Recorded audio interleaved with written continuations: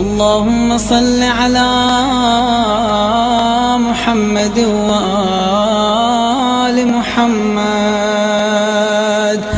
اللهم صل على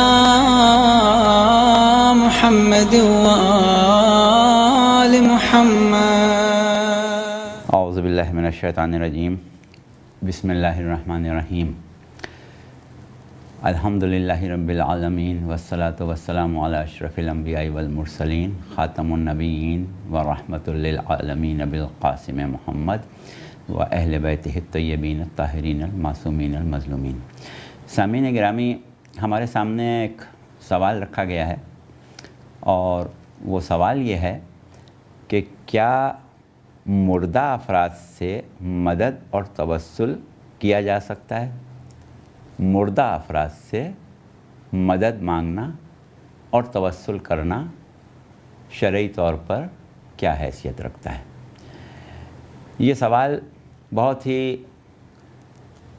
معروف بھی ہے، اس پر بہت گفتگو بھی ہوئی ہے اور ہمیشہ یہ سوال اٹھتا بھی رہتا ہے. تو بہرحال سوال کا آغاز جو ہے وہ لفظ مردہ سے ہے، مردہ سے، مردہ شخص سے.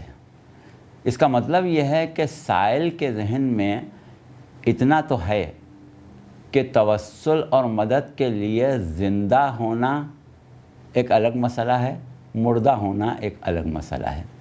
اور غالباً زندہ سے توسل اور مدد اس کے خیال میں کوئی ایسی بات نہیں ہے کہ جو قابل اعتراض ہو، لیکن معاملہ آ رہا ہے مردے کا. تو اب ہم سب سے پہلے اپنی گفتگو اسی نقطے سے شروع کریں گے کہ مردہ کہتے کس کو ہیں. اب سوال کی وضاحت ہم اس طریقے سے کریں گے کہ مردے کا لفظ جب ہم استعمال کر رہے ہیں تو آیا ہم اپنے شعور ناقص میں جس کو مردہ سمجھ رہے ہیں اس کی بات کر رہے ہیں، یا اس کو مردہ کہہ رہے ہیں جو نگاہ قدرت میں مردہ ہے، جس کو پروردگار عالم مردہ سمجھتا ہے؟ ہر سوال کرنے والا جس کے ذہن میں یہ سوال پیدا ہو، جب ہم اس سے یہ سوال کریں گے کہ مردہ آپ کے شعور میں یا مردہ نگاہ پروردگار عالم میں، تو بات جو ہے وہ بالکل ایک ایسے مقام پر آ جائے گی کہ جہاں ہر شخص یہ چاہے گا کہ زندہ اور مردہ کا مفہوم سمجھایا جائے. تو دیکھیے، پروردگار عالم نے اپنے کلام میں متعدد مواقع ایسے رکھے ہیں جہاں زندہ یا مردہ کا لفظ استعمال کیا ہے. اب اس میں ہم بہت سی مثالیں ظاہر نہیں دیں گے کیونکہ ہماری کوشش ہے کہ ہم گفتگو کو اس طریقے سے آگے بڑھائیں کہ 20-22 منٹ میں ہماری گفتگو ختم ہو جائے. سورہ یاسین میں، سورہ مبارک یاسین کی 70ویں آیت یعنی 70th، اس میں پروردگار عالم نے ارشاد فرمایا ہے کہ لِيُنذِرَ مَنْ كَانَ حَيًّا، ان کو ڈرائے کہ جو زندہ ہیں. اب ظاہر ہے کہ کوئی شخص بھی، اس سے پہلے قرآن کا ذکر ہے، پیغمبر اسلام کی ہدایات کا ذکر ہے اور کہا ہے کہ یہ قرآن ہم نے ان پر اس لیے نازل کیا ہے کہ یہ اس کو ڈرائے جو زندہ ہیں.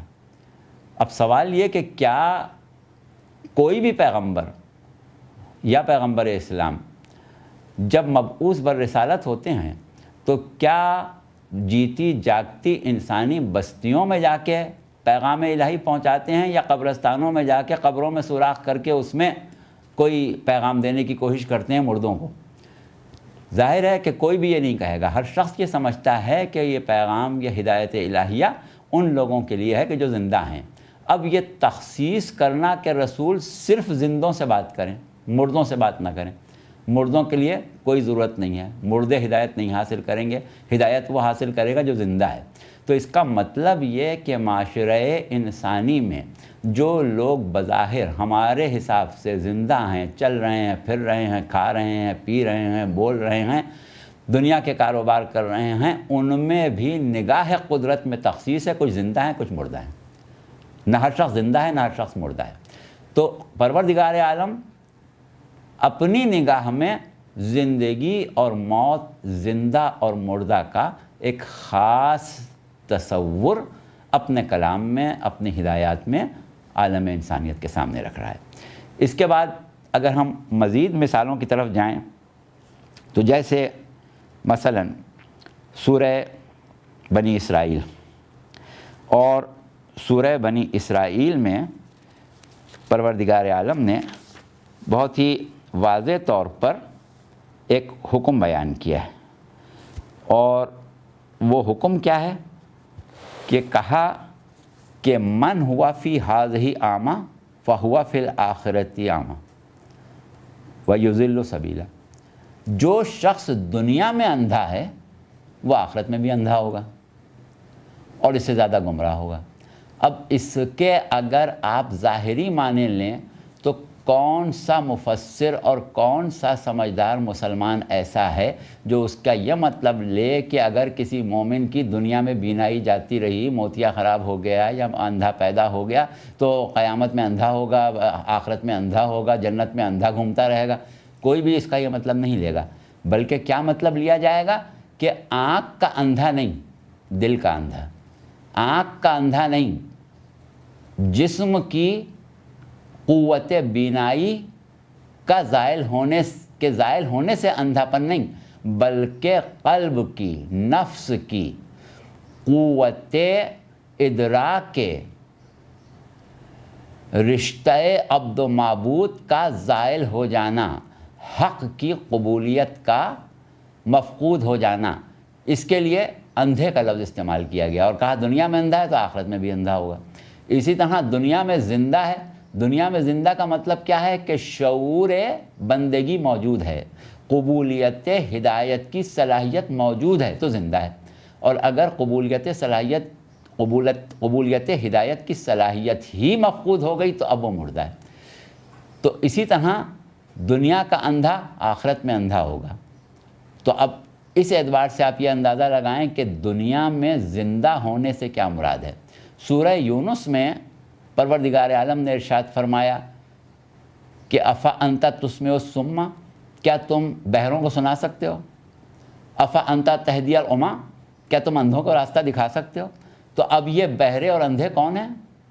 یہ وہ ہیں کہ جو سن بھی رہے ہیں، سمجھ بھی رہے ہیں، سازشیں بھی کر رہے ہیں، اچھی طرح سے دیکھتے بھی ہیں، اور ہر قسم کی ان میں جسمانی قوتیں موجود ہیں، لیکن اللہ ان کو کیا کر رہا ہے؟ یہ اندھے ہیں، یہ بہرے ہیں۔ کبھی کہا سمن بکمن، اندھے بھی ہیں، گونگے بھی ہیں، بہرے بھی ہیں، دیکھتے بھی نہیں ہیں اور زندہ بھی نہیں ہیں۔ زندہ نہیں ہے تو کیا ہے بھئی؟ جو زندہ نہیں ہوگا وہ کیا ہوگا؟ وہ مردہ ہوگا۔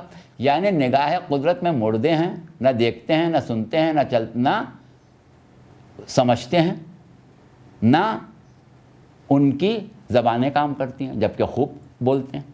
تو کیا ہوا کہ قدرت کی طرف سے کسی کو غیر فعال جسم قرار دینا، وہ دراصل جسم کی فعالیت کی طرف نہیں بلکہ اشارہ اس کے نفس کی فعالیت کی طرف ہے۔ تو اب اگر کوئی شخص زندہ ہے، چل رہا ہے، پھر رہا ہے، کھا رہا ہے، پی رہا ہے، ہم اس کو زندہ کہہ رہے ہیں، لیکن قدرت کیا کہہ رہی ہے کہ یہ زندہ نہیں ہے، یہ مردے ہیں، یہ تو چلتی پھرتی میتیں ہیں۔ اور اگر ہم کسی کو دیکھ رہے ہیں کہ وہ قتل ہو گیا، اس کے جسم کے ٹکڑے ٹکڑے ہو گئے، اس کا خون بہہ گیا، اس کا جسم پیوند زمین ہو گیا، لیکن اللہ کیا کہہ رہا ہے کہ لا تحسبن الذین قتلوا فی سبیل اللہ امواتا، کہ جو لوگ اللہ کی راہ میں مار دیے گئے ان کو تم مردہ نہ سمجھنا، زندہ ہیں، تم کو ان کی زندگی کا شعور نہیں ہے، یا زندہ ہیں، اپنی پروردگار عالم کی بارگاہ سے رزق پا رہے ہیں۔ تو کیا ہوا کہ ہماری نظر میں مردے ہیں، اللہ کی نظر میں زندہ ہیں۔ تو اب ہماری گفتگو کا لب لباب کیا ہوا کہ پوچھا جا رہا ہے کہ مردے سے توسل کر سکتے ہیں، مردے سے مدد مانگ سکتے ہیں، مردے کے پاس جا سکتے ہیں۔ تو سوال یہاں پر یہی ہے کہ اگر وہ نگاہ قدرت میں مردہ ہے تو آپ کی نظر میں زندہ بھی ہو تو نہ آپ اس سے توسل کریں، نہ آپ اس سے مدد مانگیں، نہ اس سے آپ اپنا کوئی تعلق رکھیں۔ اور اگر آپ کی نظر میں مردہ ہے لیکن اللہ کی نظر میں زندہ ہے تو پھر وہ ایسا زندہ ہے کہ اس کی زندگی کا دائرہ کار مزید وسیع ہو چکا ہے۔ جس وقت انبیاء علیہ السلام نے اور خصوصاً پیغمبر اسلام صلی اللہ علیہ وآلہ وسلم نے موت کے اوپر گفتگو کی، لوگوں کو حیات بعد از موت کے بارے میں سمجھایا، تو سب سے زیادہ جس چیز پر اعتراض ہوتا تھا، سب سے زیادہ لوگوں کو جو پریشانی ہوتی تھی وہ حیات بعد از موت کو ماننے میں ہوتی تھی۔ وہ کہتے تھے جب ہم مر جائیں گے، جب ہم گل سڑ جائیں گے، جب ہماری ہڈیاں گل جائیں گی تو ہم کیسے زندہ ہو جائیں گے، ہم کیسے زندہ رہیں گے، ہمارے آباء و اجداد کہاں ہیں؟ اگر تم کہتے ہو کہ وہ زندہ ہیں تو ان کو لا کے ہمارے سامنے دکھاؤ۔